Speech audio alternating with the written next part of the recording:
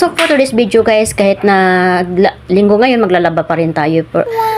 Magandang hapon sa ating lahat, kasi hapon na talaga ako nakapag-umpisa ng ating paglalaba dahil tanghali na yung gising nyo ng kamami nyo. Kaya ayan guys, pinasok ko na yung mga puti guys. Inuna ko talaga mga puti guys, kaya maglalaba ako talaga.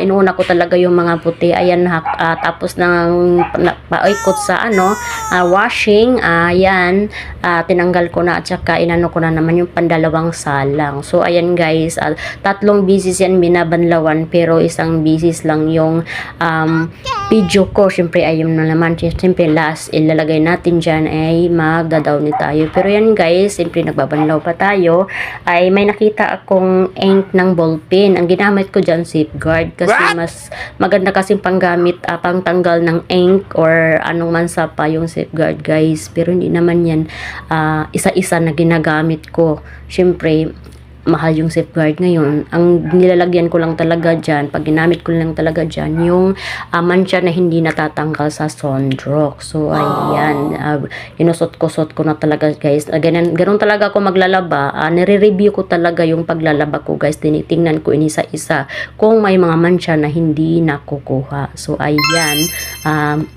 tumayo na ako kasi patapos na tayo. So siyempre ayan, siyempre pang tatlong banlaw yan, inisa ko lang kasi siyempre haba na yung video natin. Tapos after nyan, dryer ko na naman yan, tsaka pagkatapos isampay.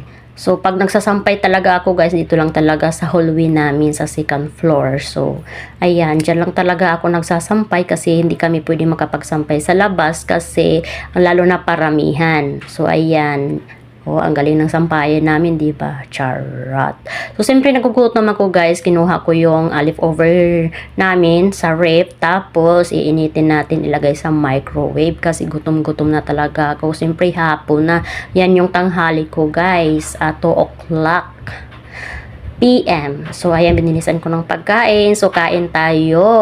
So, yun lang po, guys. Thank you for watching. God bless to. Sana hindi kayo magsasawa at tinatapos yung video ko.